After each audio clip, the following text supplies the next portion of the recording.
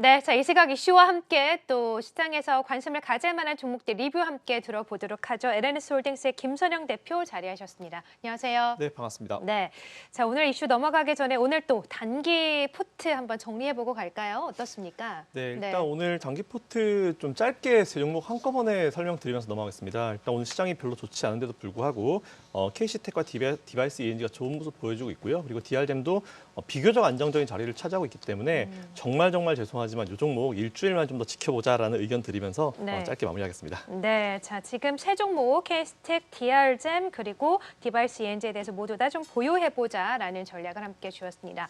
자, 이제 이슈로 함께 넘어가 보도록 하죠. 김선영 대표님 하면 이제 아무래도 대주주 양도세 이슈가 가장 먼저 생각이 나고 이제 개인 투자자분들의 대변인이다 이런 좀 이슈가 좀 수식어가 붙은 것 같은데 최근에 또 긍정적인 소식들이 조금씩 나오고 있어요. 이낙연 대표가 이제 어제 좀 조만간 결과를 발표할 것인데 결과는 좀 좋을 수도 있다라는 발언을 했거든요. 좀 좋게 생각을 해도 괜찮을까요? 어떻습니까? 네, 뭐 일단 네. 분위기는 좀 좋은 것 같습니다. 네. 다행이고 사실 어제 발표를 좀 해줬으면 제가 이 내용을 준비를 안 했을 텐데 제발 오늘 이 멘트가 마지막이 되기를 꼭 바라는 마음에서 오늘 네. 추가 내용을 한번 준비해봤습니다. 일단 어제 이낙연 대표 멘트가 있었고요. 이에 화답하듯이 우리 개인들 이번 10월 달 계속 매도하고 있었지만 어제 하루 만에 1조 원 가까이 매수를 그렇죠. 했습니다. 네. 이런데도 과연 대주주 양도세 이슈가 개인들한테 미치는 영향이 없다라고 주장하시는 분들이 조금 말이 안 되는 것이 바로 하루 만에 증명이 됐다라고 보시면 될 것 같고요. 사실 이런 기사들이 나오기 전에 저는 사실 더 강력한 반박을 오늘 준비를 했었는데 네. 뭐 돌아가는 분위기를 보니까 굳이 우리한테 유리한 방향으로 가는 것 같아서 거기까지는 할 필요 없을 것 같아서 제가 예. 일단 강도를 좀 최대한 낮췄습니다. 원래 일단 오늘 준비한 내용은 일단 보관해놨다가 발표 나오고 혹시 다음 주에 또 우리가 원하는 방향이 아닌 다른 방향으로 갔을 때 그때 한번 오픈해보는 걸로 하고요. 일단 오늘은 조금 더 이제 간단하게 좀 설명을 좀 드릴 수 있도록 하겠습니다. 네, 정말 말씀을 해주신 것처럼 대주주 3억 원으로 유예가 된다면 대표님의 지분도 좀 있을 것 같아요. 네. 아이고 0.0000% 네. 뭐 그렇게 생각해 주시면 감사합니다. 네, 자 그럼 오늘 또 강도 약한 반박을 준비해 오셨다고 들었는데 어떤 반박 내용일까요? 네, 오늘 네. 준비한 내용 중에 그냥 정말 간단한 일반적인 내용을 한번 준비해봤는데요. 제가 지금 준비한 화면 한번 보시죠. 본 화면은 이번 기재위에서 이제 국정감사에서 자료로 썼던 자료입니다. 일단 이번에 민주당 의원님께서 준비하신 자료고요.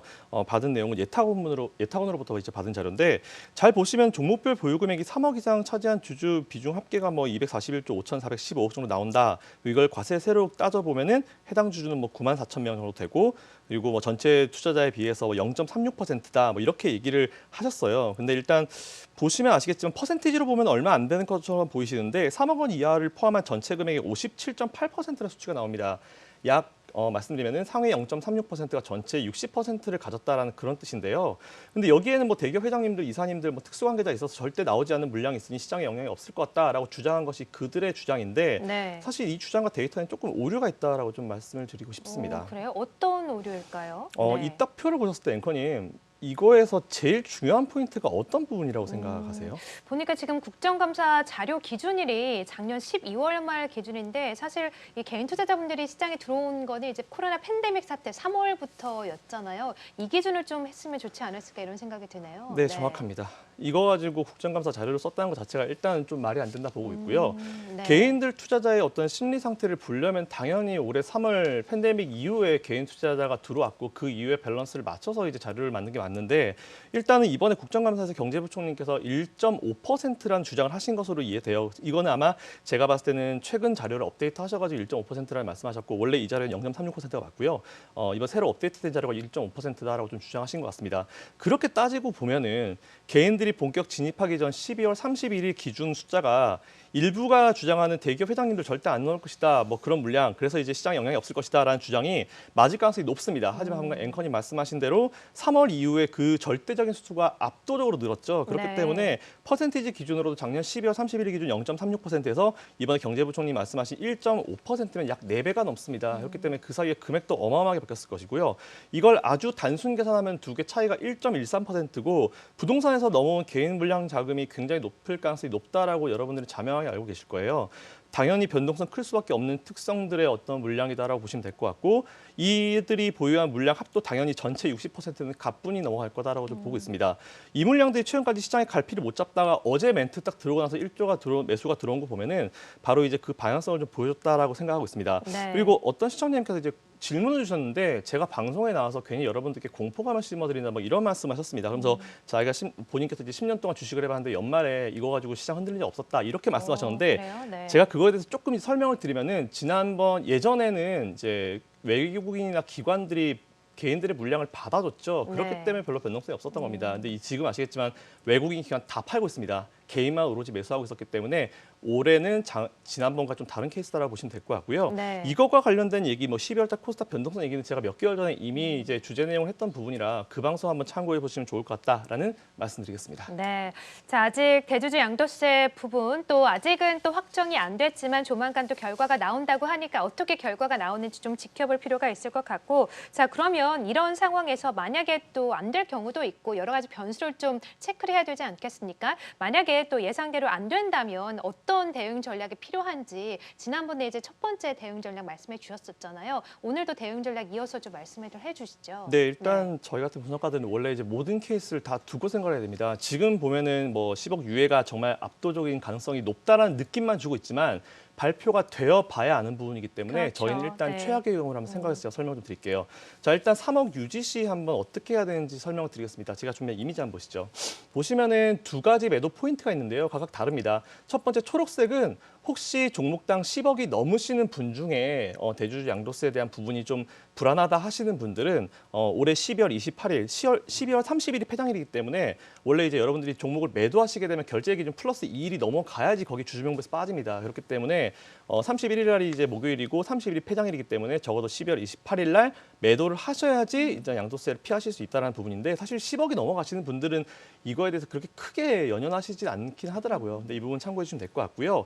여러분들이 잘못 알고 계신 것 중에 하나가 뭐냐면은 3억에서 10억 사이 분들이 가장 고민이신데 이분들은 굳이 올해는 매도를 하실 필요가 없습니다. 왜냐하면 내년 4월 10일 기준으로 이제 하는 거기 때문에 네. 하나 걸리는 거는 이제 올해 12월 31일 기준으로 3억 이상이 유지되게 되면은 그분들이 대주 리스트업이 됩니다. 리스트업이 되고 리스트업이 된다고 해가지고 바로 양도세 매겨지는 게 아니고요. 내년 4월 1일 전에만 매도하시면 됩니다. 그렇기 때문에 4월 1일 날 매도하려면은 적어도 3월 29일 날 정도 여러분들이 매도를 하셔야 31일부터 주주명부에 빠지시고 4월 1일부터 안전하게 양도세를 절세하실 수 있기 때문에 네. 그 부분 좀 체크해 보시면 될 것 같다는 말씀드리고요. 일단 만약 그대로 시행된다고 했을 때 올 연말까지 물량 부담은 상당할 겁니다. 하지만 중요한 것은 내년 1월이 되면 그 물량 그대로 들어옵니다. 12월 달에 매도했다가 1월 달에 들어오고 네. 글로벌 증시 상황에 따라 달라지겠지만 이제 지금까지는 항상 1월 효과가 크게 나타났기 때문에 만일 올 연말까지 3억의 대주주가 확정이 되고 12월에 물량이 많이 빠진다고 하면은 그 물량이 1월 달에 들어올 가능성이 굉장히 큽니다. 그렇기 때문에 단기 트레이딩 하시는 분들은 오히려 이걸 이용하셔가지고 매매를 한번 해보시면 좋을 것 같다라는 그런 말씀드리고요. 하지만 잦은 매매가 어려우신 직장인분들이나 아니면 이제 바쁘신 주부님들 그런 네. 분들은 제가 이제부터 좀 설명드리는 내용을 한번 보시면 될 것 같습니다. 본 차트는 지난 3월 이제 팬데믹 이제 이슈 이후에 시장 급락하고 이제 올라온 코스피 차트인데요. 잘 보시면은 이 정도 상황입니다. 약 한 4, 5개월 정도 이제 흐름이었는데 제가 이 부분을 한번 이제 덜어내봤습니다. 덜어내보면 이제 이런 흐름이 나오죠. 그래서 실제 이제 많이 너무 바쁘셔가지고 뭐 3월 달에 빠진데 그래 예. 하고 이제 한 4, 5개월 동안 정신없이 이제 계좌를 못 보신 분은 네. 이런 계좌 그냥 중간에는 그냥 아예 그분 기억에는 없는 거 정도로 생각하실 수 있을 것 같습니다. 제가 이 말씀 왜 드리냐면은 올해 어차피 저는 이제 내년에 올해보다 훨씬 더 시장이 좋을 거라 보고 있습니다. 네. 그래서 코덱스 레버리지, 코스닥 150 레버리지는 그대로 유지하시고 잠깐 제가 말씀드린 그 목표 포인트가 좀 딜레이 되었을 뿐이지 내년에는 분명히 올해보다 훨씬 더 좋은 시장이 만들어질 거다라고 보고 있기 때문에 좀 길게 보시는 분들은 올해 이제 3억이 유지된다 하더라도 네. 올 연말에 잡음은 조금 무시하시고 내년 초까지 이렇게 중간에 걷어내면서 이제 편집한다 생각하시고 그런 마음을 가지시면은 조금 더 주식 투자를 편하게 하실 수 있을 거다라는 그런 생각을 가지고 있고요. 네. 주말 그리고 다음 주 초 중에 다음 주 월요일 날에는 제발 제가 또 대주주 양도세 이슈를 가지고 오지 않았으면 좋겠다라는 말씀 드리면서 오늘 내용 정리하겠습니다. 네, 다음 주에는 진짜 새로운 이슈로 좀 찾아뵙기를 기대해 보도록 하죠. 그러니까 한마디로 좀 시장이 혼란스러울 땐 한 발짝 좀 물러서서 좀 시장을 좀 잊어보는 것도 전략이다 이런 말씀이신 것 같아요. 자, 오늘 이슈도 함께 체크를 해봤고요. 김선영 대표와 함께했습니다. 고맙습니다. 감사합니다.